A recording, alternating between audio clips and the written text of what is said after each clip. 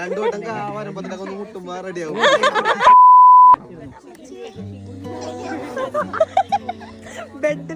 അതല്ലേ കാത്തു ഉറങ്ങല്ലേ കാത്തു. അറിയില്ല ചെയ്യാൻ. ഇതാണ് നമ്മുടെ പൊസിഷൻ.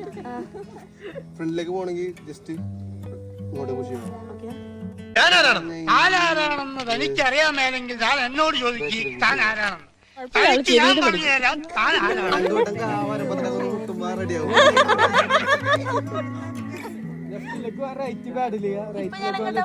നീ ഇങ്ങോട്ട് ഇല്ല, നീ പൊക്കോ, ഞങ്ങൾ വന്നോളാം.